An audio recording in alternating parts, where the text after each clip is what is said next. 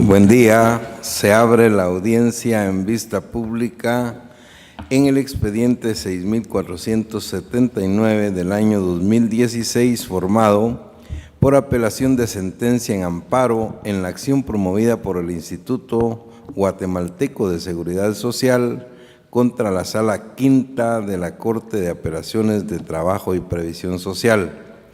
La Secretaria General Adjunta de esta Corte dará lectura a la parte conducente de las consideraciones de la parte resolutiva del fallo apelado y efectuará las advertencias reglamentarias de la presente audiencia. En uso de la palabra, la abogada secretaria. Gracias.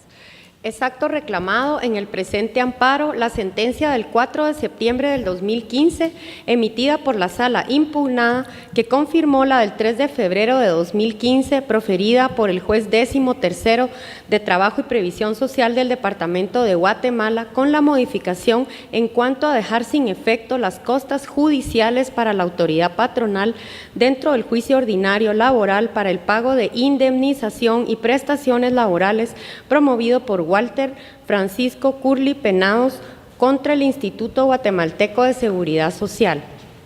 La Corte Suprema de Justicia, Cámara de Amparo y Antejuicio, en su sentencia de fecha 13 de septiembre del 2016, consideró: de acuerdo a lo preceptuado en el artículo 106 de la Constitución Política de la República de Guatemala, los derechos de los trabajadores son irrenunciables y el derecho del trabajo es tutelar y protector de estos, por lo que al realizar el análisis de las condiciones que constituyen los antecedentes y de los motivos de inconformidad expresados por el postulante, se advierte que los aspectos fundamentales de la controversia se basan en el establecimiento de la relación laboral entre Walter Francisco Curly Penados y el Instituto Guatemalteco de Seguridad Social y a la condena de pago de indemnización y demás prestaciones.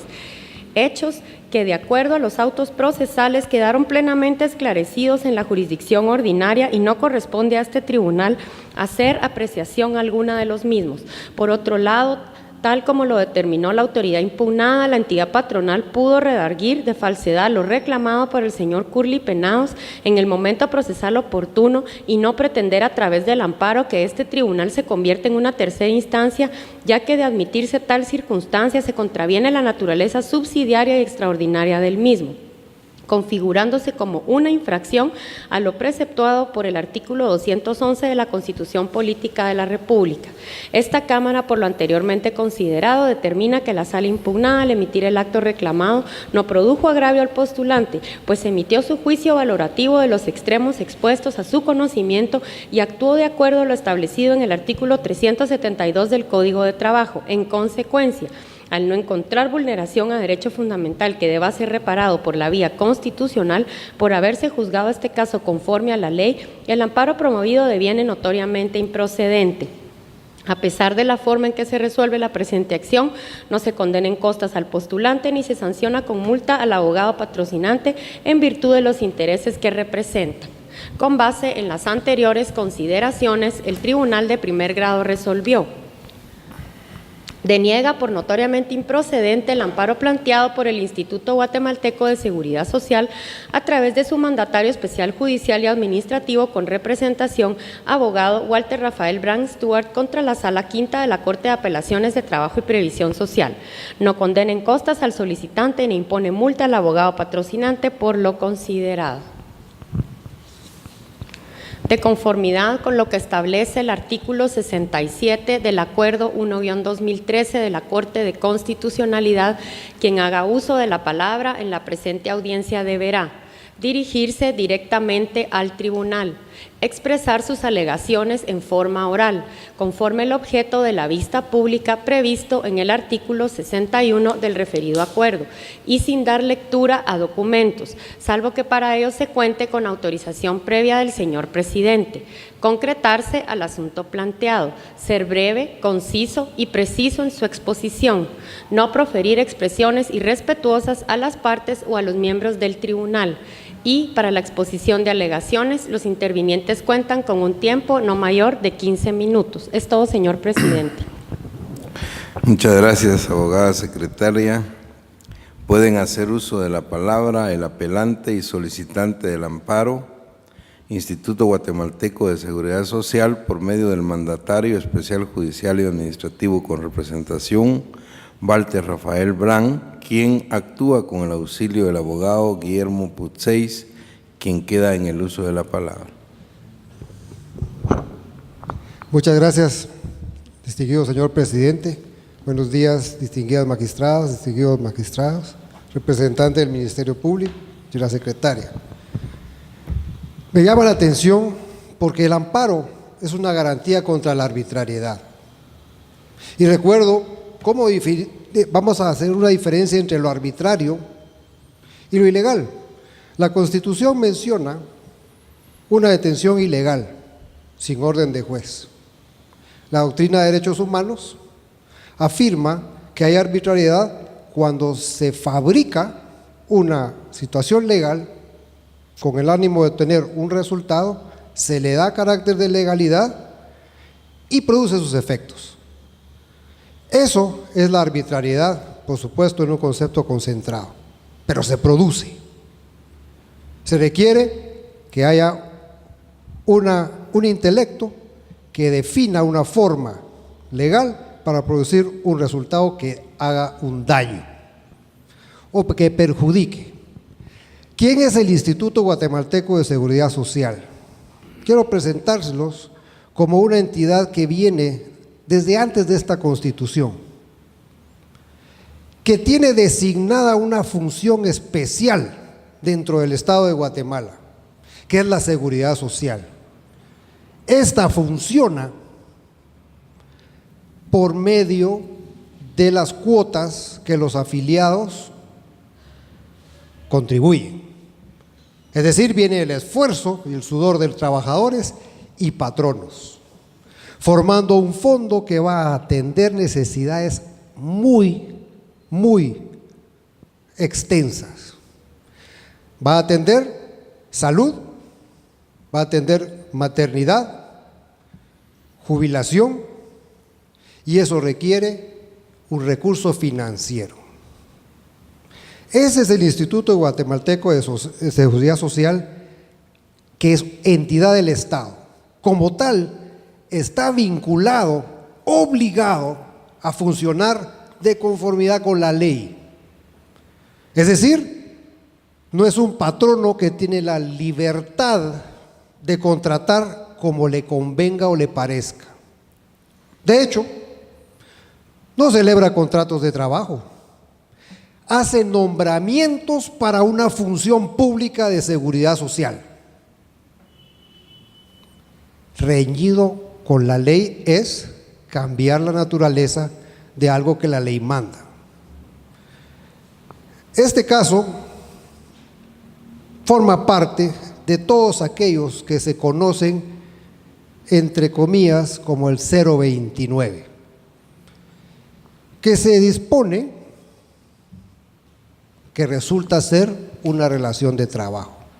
¿Pero cómo así?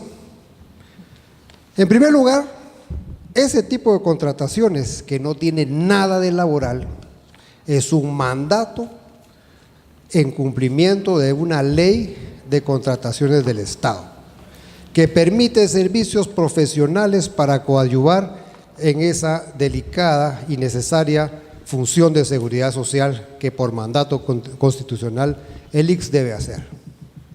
Es decir, no tiene alternativa de decidir, en este caso uso esto, en este caso uso otro, como me convenga. No, debe cumplir la ley. Y en este caso particular se trata de un contrato administrativo. ¿De un qué? Un contrato que, como todos, es un negocio jurídico que requiere un acuerdo de voluntades. Si no le parece, pues no hace perfeccionarse el contrato. El contrato, al estar perfeccionado, implica que no ha habido elemento alguno que vicie ese acuerdo de voluntades, ese consentimiento. Es decir, todas las cláusulas son válidas porque se pusieron de acuerdo quienes dieron el consentimiento. Además, es una forma específica de la Ley de Contrataciones del Estado.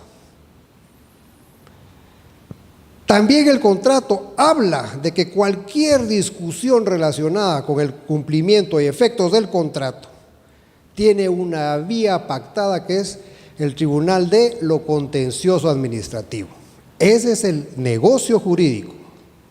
¿Cómo no lo va a respetar una entidad del Estado que desde hace cuántas constituciones está contemplada? Desde la famosa Revolución de Octubre. ¿Cómo no va a actuar conforme a la ley? Pues resulta que se dispone preguntarle a un juez de trabajo: mire, ¿cómo hacemos para que me paguen indemnización y demás prestaciones? Y le pide al juez de trabajo: mire, declare que es un asunto laboral. Pero en realidad, ese acuerdo de voluntades, para que eso sucediera, tendría que tener un vicio del consentimiento, que lo haría anulable. Se ha oído en muchos expedientes, se lee una simulación. En ese caso, como nulidad relativa del negocio jurídico, aplica aquella disposición legal que dice: los negocios que adolecen de nulidad relativa son convalidables, ya sea por confirmarlos o por cumplimiento de la obligación. En el caso práctico, pasó el primer contrato, pasó el segundo contrato, pasó otro contrato. Durante todo el tiempo estuvo cumpliendo el contrato al pie de la letra, presentando factura, recibiendo honorarios profesionales, pagando el impuesto sobre la renta por servicios profesionales y el IVA, cumpliendo la ley. Lo curioso es que en determinado momento, al terminar el vínculo contractual por las causas expresas en él, resulta ser: no, es que me engañaron, no era eso. Y es curioso, porque no se trata de aquella figura de antaño, de uno que trabaja en absoluta ignorancia. Se trata de personas profesionales, con educación y supuestamente con moral, para que venga a decir: es que me engañaron. Y viene el juez de trabajo y al final ni siquiera en el por tanto hace una declaratoria de nulidad del negocio jurídico, pero entonces dice: el IX le paga prestaciones. Recordémonos qué interesante suena eso, que por la vía del 029 entran a la administración pública personas con contrato de trabajo por tiempo indefinido, a pesar de que su remuneración no es igual a las categorías laborales. No hay igualdad.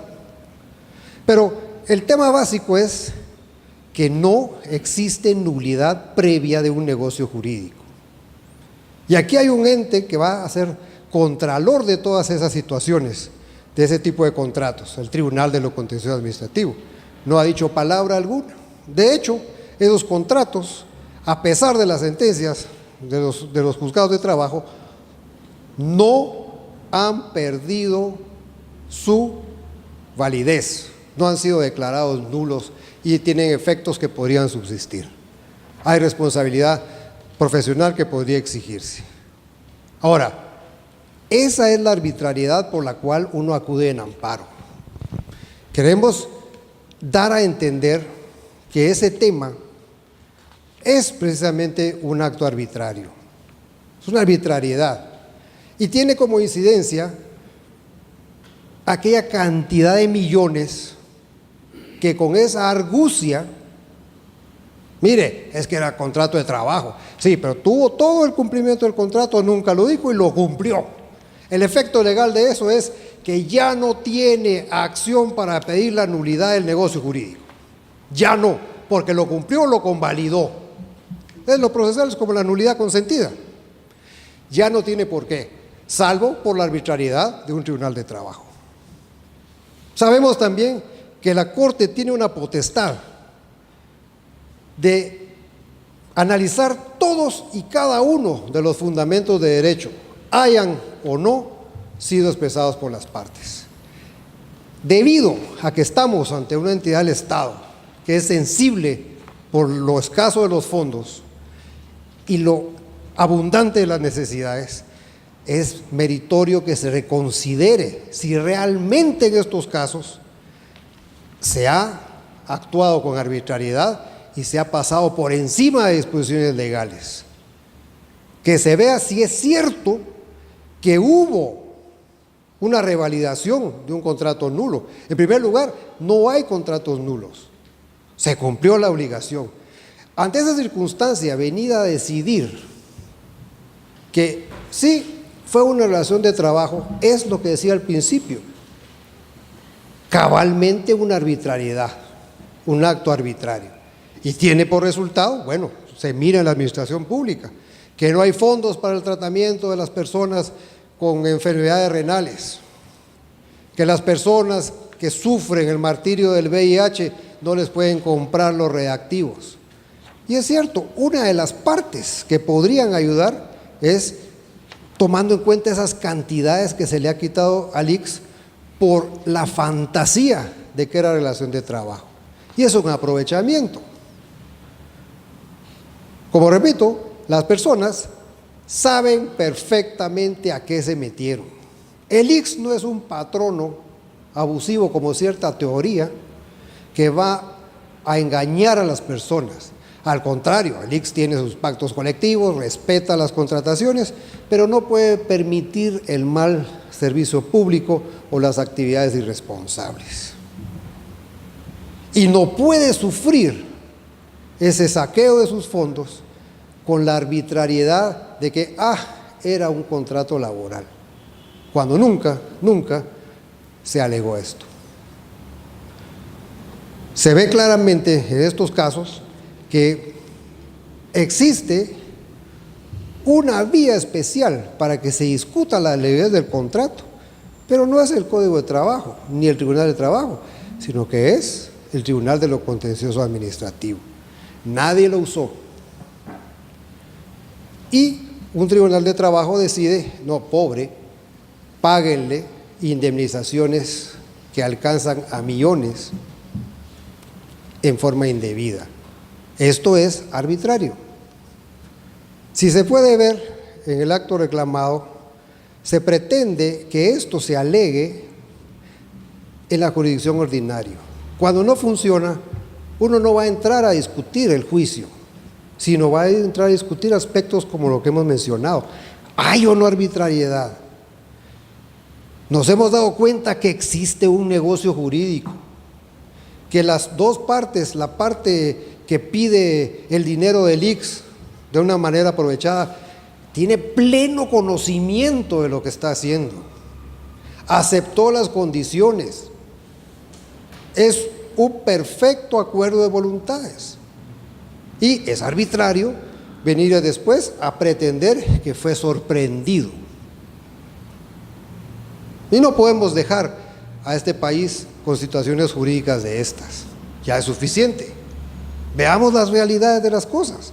Desde el punto de vista del positivismo, si seguimos la forma normativa podemos dar cualquier resultado. Pero desde el punto de vista del naturalismo, si vemos la realidad, lo que esperan los guatemaltecos de sus instituciones, vemos esto como una arbitrariedad que a mi modo de ver debe ser limitada desde ahora en adelante. Porque, repito, no es cierto que se haya engañado a la persona. Sabía perfectamente lo que iba. Y es cierto que es arbitrario y hasta triste que ese dinero vaya a caer en manos de aprovechados. Ante eso concluyo. Un minuto para hacer conclusiones. Estoy por atento. favor. Gracias. Muchas gracias. Ante eso concluyo, pidiéndole a esta Corte que con la potestad que da la ley analice todos los fundamentos de derecho aplicables a este caso para determinar si existió o no arbitrariedad en esa concesión. Y también que se declare con lugar el recurso de apelación y se resuelva otorgando el amparo que hemos solicitado. Muchas gracias, señor presidente. Señores magistrados. Muchas gracias, abogado Putseis. Finaliza la audiencia con la intervención del Ministerio Público a través de la Fiscalía de Asuntos Constitucionales, Amparos y Ejecución Personal, por medio de la agente fiscal, abogada Ethel Judith Rodas Morales, quien actúa con su auxilio y quien queda en el uso de la palabra. Buenos días, honorables magistrados, personas en esta sala de audiencias. En la presente acción constitucional, la Fiscalía de Asuntos Constitucionales comparte el criterio de Corte Suprema de Justicia en el sentido de haber declarado sin lugar la presente acción constitucional. Cabe indicar que por parte de muchas instituciones estatales se ha vuelto una constante la simulación contractual, pretendiendo darle una apariencia de civil o administrativa a relaciones que son eminentemente laboral, con el objeto de evadir responsabilidades laborales. Tal es la situación que esta honorable Corte ya se ha pronunciado vastamente sobre ese tema y ha indicado a los juzgadores en materia laboral la obligación de actuar de conformidad al principio de la primacía de la realidad, indicando que no obstante se le dé una apariencia diferente, si al analizar en concreto un caso se establece que llena los elementos del artículo 18 del Código de Trabajo, debe declararse que la misma es una relación laboral y dictarse que se paguen las prestaciones correspondientes. Tal circunstancia acaeció en el caso concreto. Tanto el juzgador en primera instancia, así como la sala, al confirmar la decisión, estableció que efectivamente se daban los parámetros de una simulación contractual y que correspondía declarar una relación laboral y las prestaciones correspondientes. Por tal razón, se considera que lo resuelto por la Sala Quinta de la Corte de Apelaciones de Trabajo no vulneró ningún derecho constitucional, no ha generado ningún agravio y lo que se pretende con la presente acción constitucional es una instancia revisora de ya circunstancias que han sido conocidas y resueltas por la jurisdicción ordinaria. Por tal razón, esta Fiscalía es del criterio que el presente recurso de apelación debe ser declarado sin lugar y confirmarse lo resuelto por la Corte Suprema de Justicia en el sentido de denegar la presente acción constitucional. Muchas gracias. Muchas gracias, abogada Rodas Morales. Se clausura la presente audiencia. Buen día.